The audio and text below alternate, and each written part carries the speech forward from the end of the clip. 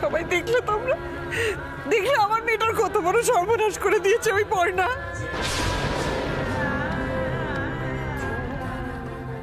দেখো দেখো, আমার তো শরীর খারাপ লাগছে, আমার শরীর খারাপ লাগছে। আমার মেয়েটার কি হবে? বাবু, বাবু রে, মেয়েটাকে বাঁচিয়ে দে বাবা, আমার মেয়েটাকে বাঁচ। মেজো কাকি শান্ত হও, শান্ত। ওর মায়ের থেকে বড় হলো ওর বৌদি ভাই, ও বৌদি ভাইয়ের কথা শুনলো, আমার মায়ের কথাটা একবার ভেবে দেখলো না, একবার ভেবে দেখলো। আগে আমার ছেলেটাকে হাত করে নিয়েছিল, এখন কোন জাদু মন্ত্র মানে জানি না আমার মেয়েটাকে আমার কাছ থেকে নিয়ে চলে গেল। দেখ, সব নষ্ট করে দিয়েছে, সব নষ্ট। আমার মনে হয় অনিমেষ, আমাদের ওদের সঙ্গে যাওয়া উচিত।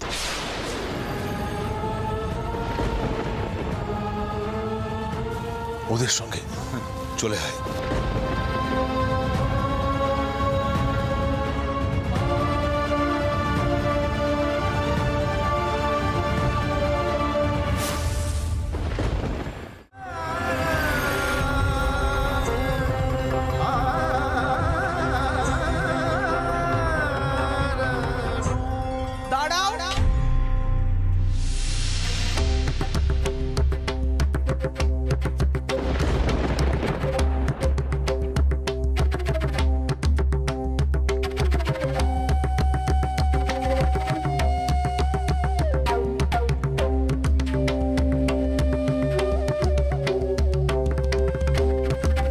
এখানেই দাঁড়াও, কেউ এক পাও এগোবে না। মানে ডাকে এতক্ষণে বাড়ি ফেরার সময় হলো, কি দাস্তাম শুরু হয়েছে বাড়িতে? সবাই শুনে রাখো, এই বাড়িতে একটা নিয়ম কানুন আছে, যার যা খুশি তা করা চলবে না। আর মেজো, তোকে যে বারবার ফোন করছি, ধরছিস না কেন? আরে বড়দা, ফোনটা তুলবো কি করে? তখন তো হাততালির চোটে কান পাতা দেয়, কিছু শোনা যাচ্ছিল না। হ্যাঁ, আরে আমাদের বর্ষার পিকলু যা গান গাইলো না, পুরো কলেজ নাচছিল। হ্যাঁ, আরে সবাই তাল মেলাচ্ছিল ওদের গানের সঙ্গে।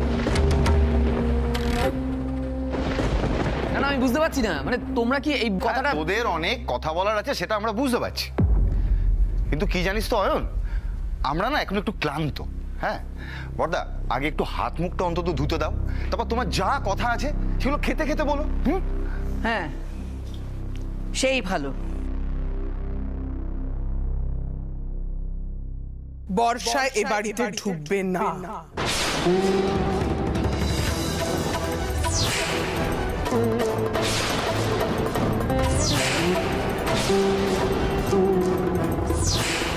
মেজো বৌমা, এসব কি বলছো? ঠিকই বলছি মা, বিয়ে ভাঙলো, লোক হাসাহাসি হলো, মেয়ে আমার লগ্ন ভ্রষ্টা হলো, তার ভবিষ্যৎ ডুবে যাচ্ছিল, আমরা কোন রকমে তার সম্মান বাঁচানোর চেষ্টা করছিলাম। আর সে... ও মেজো, যা হবার তো হয়ে গেছে, বল এখন এসব কথা বলার কি দরকার? বল তো। দরকার তো আছে বদ্দি, আমরা তো মেয়েটার ভবিষ্যৎ বাঁচানোর জন্য বিয়েটা দিতে গিয়েছিলাম, আর সেই পুরো পরিবারের বিরুদ্ধে গিয়ে তার বৌদির হাত ধরে লোক নাচাতে বেরিয়ে গেল।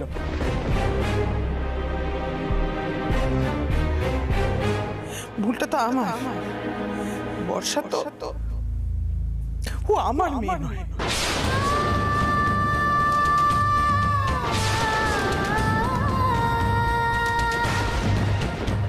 ও যাই হোক না কেন, ও আমার মেয়ে কিছুতেই নয়। বর্ষা এই বাড়িতে ঢুকবে। মেজো, কি বলছিস এসব? শোন, তোর মাথাটা না একদম খারাপ হয়ে গেছে, তুই একটু থাম দেখি বাপু। ও বর্ষা, চল ঘরে চল। না দিদি, আমি এক কথার মানুষ, বর্ষা এ বাড়িতে ঢুকবে না, এটা আমি স্পষ্ট করে জানিয়ে দিচ্ছি।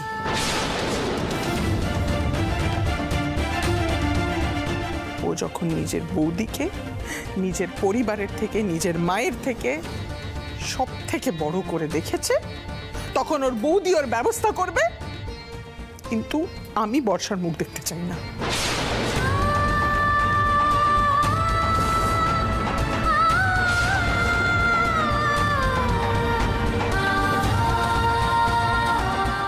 সত্যি যোগ্য দাদা, আজ মনে হচ্ছে এই মহিলাকে না দেখলে জানতেই পারতাম না যে সমাজ এখনো কতটা পিছিয়ে আছে।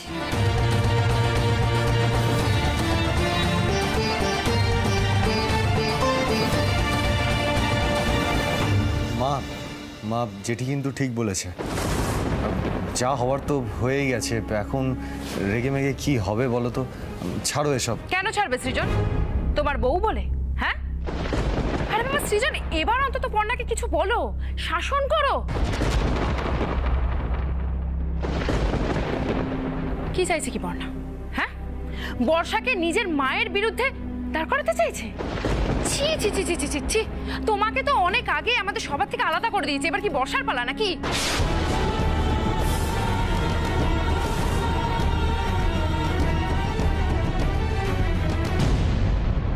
এই সব কিছু হচ্ছে কিন্তু পর্ণার জন্য, সবকিছু। আজকে ভেবে দেখো দত্ত বাড়িকে কোথায় এনে দাঁড় করিয়েছে। সবকিছুর জন্য কিন্তু তুমি দায়ী পর্ণা। এত কিছুর জন্য দায়ী একমাত্র তোমার বউ পর্ণা সৃজন। থাক না মৌমিতা, পর্ণা তো এবারই প্রত্যেকের চোখের মনি, ওর বিরুদ্ধে তো কিছু বলা যাবে না। আর আমি ওকে কোনো কথা বলছিও না, আমি শুধুমাত্র আমার মেয়ের কথা বলেছি। আর আমি বলছি যে আমার মেয়ের কোনো রকম বেয়াদবি আমি আর সহ্য করব না। মা, আপনার আসল রাগটা তো আমার উপরে, তাহলে আপনি আমাকে বাড়ি থেকে বার করে দিন না। শুধু শুধু বর্ষার উপরে কেন চটে যাচ্ছেন বলুন তো? বর্ষা তো এই সমস্ত কিছু করতে চাইনি, ওর হাতে তো কিছুই ছিল না।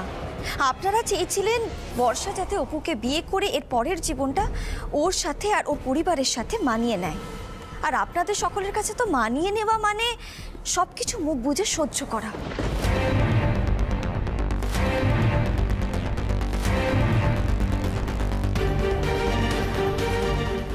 সংসারের কাজ করা এবং অপু আর ওর পরিবারের সঙ্গে মানিয়ে নিয়ে ওদের মন রেখে চলা, তাই তো? এটাই তো আপনারা আশা করছিলেন বর্ষার কাছ থেকে, কারণ এই পুরো বিয়েটা তো হচ্ছিল শুধুমাত্র বর্ষাকে উদ্ধার করার জন্য, তাই না মা? মা, আমি শুধু একটা জিনিসই প্রমাণ করতে চেয়েছিলাম যে বর্ষা জলে পড়ে নেই। ও চাইলে জীবনে অনেক কিছু করতে পারে, আর সেটা ওর বিয়ে ভেঙে যাওয়ার পরেও করতে পারে। আজকালকার দিনে লগ্নভ্রষ্ট বলে কিছু হয় না মা। তাই বলছি, বর্ষার কিন্তু এতে কোনো দোষ নেই। আমি যে পথ দেখিয়েছি বর্ষা শুধু সে পথে হেঁটেছে, ও তো নিজে থেকে কিছু বলেনি, কিছু করতেও চায়নি।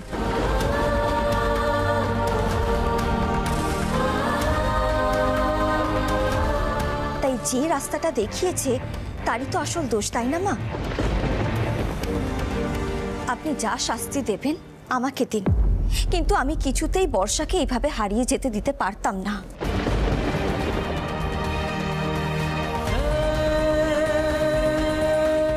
আর বিশ্বাস করুন, আমি কখনো বর্ষাকে আপনার কাছ থেকে দূরে সরিয়ে নিয়ে যেতে চাইনি। এমন কথা আমি ভাবতেও পারি না মা। দত্ত বাড়ির বউ দত্ত বাড়ির উঠোনে দাঁড়িয়ে লেকচার মারছে। মেজো, তোকে আমি বারবার বলেছিলাম এই বউকে মাথায় তুলিস না, তুলিস না। কোনো কথা শুনেছিস? দেখ আজকে তোর মেয়েকে এই বউ কোথায় নিয়ে গিয়ে দাঁড় করালো, দেখ।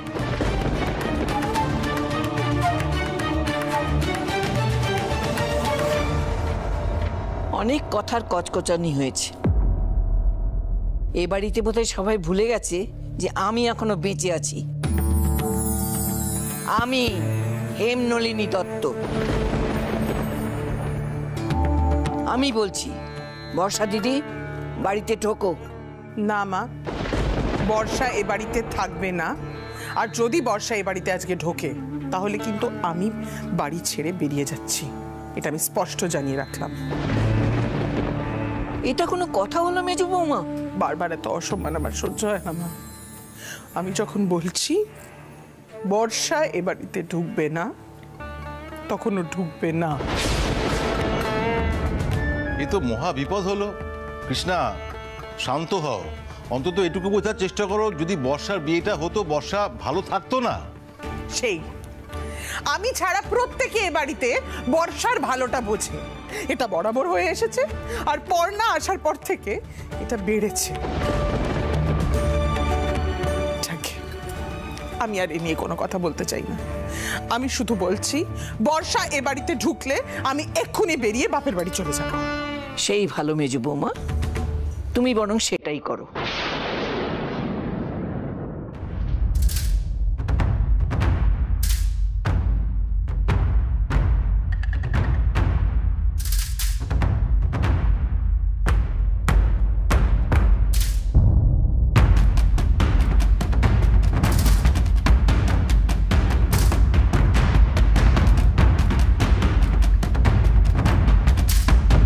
অনেকদিন তো বাপের বাড়ি যাওনি, তুমি সেখানে গিয়ে একটু মাথাটা ঠান্ডা করে এসো।